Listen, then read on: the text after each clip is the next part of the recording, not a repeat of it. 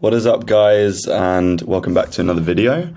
In this video, I just wanted to go over 5 mistakes to avoid when writing a B2B cold email. So let's jump straight into this.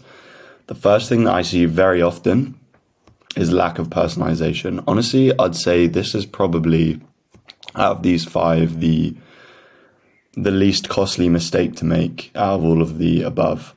But personalization goes beyond just writing a personalized first line. It also can be about segmenting your lead lists. It goes into targeting as well. So a lack of personalization could be anything from targeting to segmenting your lead list to then actually writing out personalized compliments for every person that you're targeting. So sending generic mass emails without personalization, unless you really dial down into who your actual specific ICP is, then it's really hard for you to not just send out emails broadly to whoever comes up on your list. So sending generic mass emails without personalization, use specific recipient's name and mention relevant details about their company. Imagine if you receive an email and they're talking about actual details that couldn't be addressed to anyone else. They're actually diving specifically into your company. They're saying something that resonates with you. You're probably going to feel more inclined to reciprocate that value because they've put in the time to writing that cold email, to doing that personalization. You're going to feel some energy to give it back to them. You're just going to naturally feel like you're due to reciprocate that value. So lack of personalization, again, I would probably say this is the least costly. You can get away with it. If you really hone in on your ideal customer profile, you define who exactly they are. You don't just say marketing agencies in the US. You could say branding agencies, marketing agencies with an emphasis on branding in Texas in the United States with 1 to 10 employees. You could then use the personalization of Texas to write some sort of, I don't know, maybe information about Texas. So maybe, hey, saw you're in Texas, saw company name was in Texas. There's really unlimited options here. Obviously, you've got software like GPT for Sheets, you've got Cargo, you've got Quick Lines, you've got Smart Lead AI, you've got all different types of things that can help you out with personalization. So the next one is focusing on features instead of benefits. So I see this all the time. I feel like it's definitely talked about a lot by the cold email gurus in the space. The key point here is to sell the vacation rather than the plane flight. So, for example, if I was selling web design to, I don't know, let's say web design to a marketing agency, I wouldn't be wanting to write a cold email talking about, I can make your website look really good. I can make your website do this. I can come up with some cool animations for your website. I'd be saying, I can make you the website, or maybe you wouldn't even want to talk about websites. You could say, I can do this, which is going to result in this. I can help your website, which is going to result in increased traffic, increased visitors, increased revenue. It always goes down to revenue. The two benefits that people care the most about and what your service can always come down to is time and money. If you relate it to added revenue or save time, you're always going to have an easier time in cold email than if you just talk about, have you checked out my new web design services? They're really cool. No one really cares. They only care about what it can actually do for them. So, for example, if you're going on holiday, you wouldn't want the person selling to you to talk about the plane flight and all the logistics and getting to the airport, going through customs, etc. You'd be wanting them to talk about the actual holiday when you're there.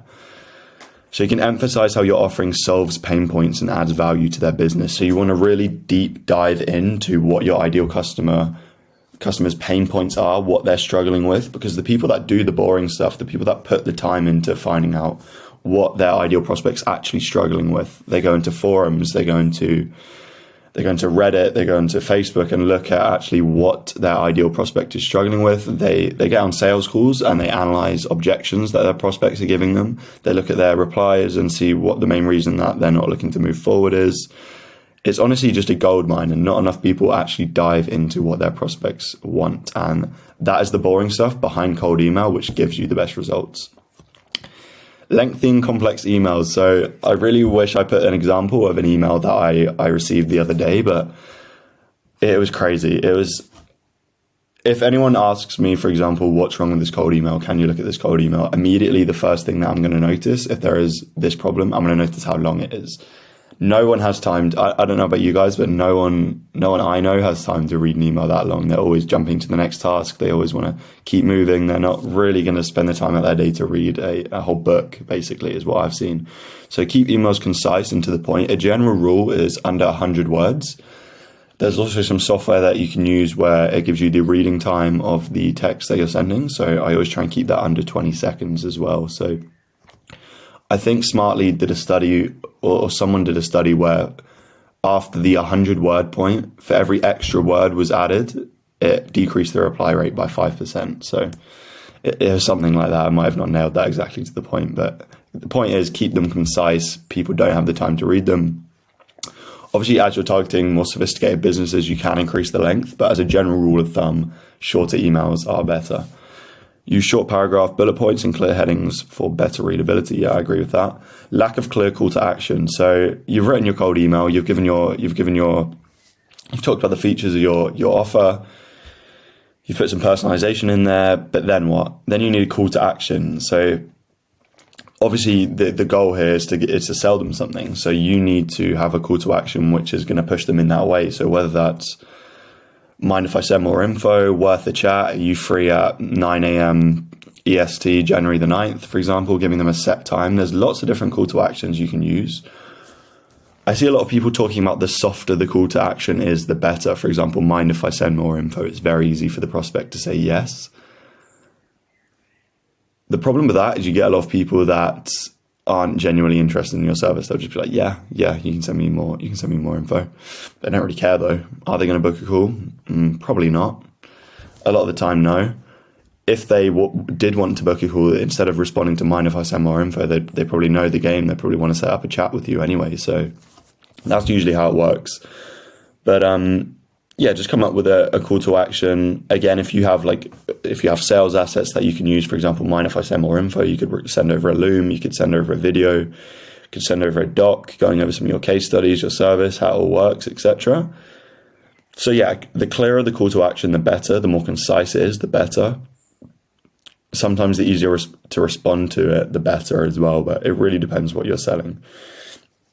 Use action-orientated language and provide a direct way for the recipient to take action. So they should see your call to action and know exactly how they need to respond to that, whether it's a yes, no, or maybe, or follow up later. So the last mistake I'm going to talk about is neglecting follow-up. So don't give up after the initial email. For those of you using automation like Instantly, Smart Lead, Apollo, etc., whatever you're using to send emails, you know how important follow-ups are. You know that on average, you want to be sending about 3 follow-ups. You want to be sending the main email, follow-up 1, follow-up 2, follow-up 3, with adequate time in between those follow-ups. Follow-ups are just extremely important because if you think about it from the prospect's perspective, they're going to see your initial email. You might have caught them at an extremely bad time. They might have just gone to read it and then something else has came up. Sending like a bump email on the second one saying, hey, did you see my first message? It's then going to, especially if you're attaching that in the same thread, they're then going to go up and see your initial email as well. So just keep following up until you get a response.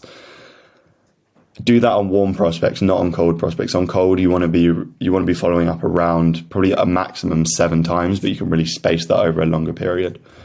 Follow up with polite and concise messages to increase response rate. So especially so for example, if I was writing a cold email, a call to action was mind if I send more info, they say yes. You send the info, they're now warm, they're now actively interested in your service. So you want to keep following up there until you get a yes or a no.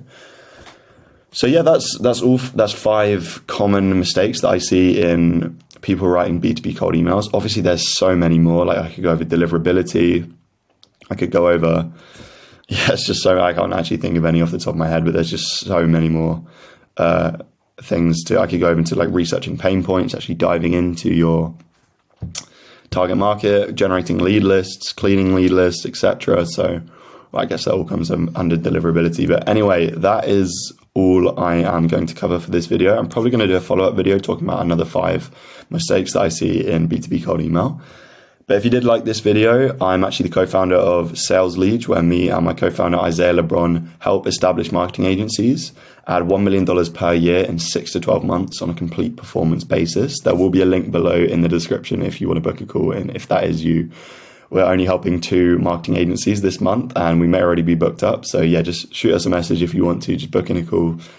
And yeah, completely up to you. But anyway, I appreciate it. And yeah, have a good day. Thank you for watching.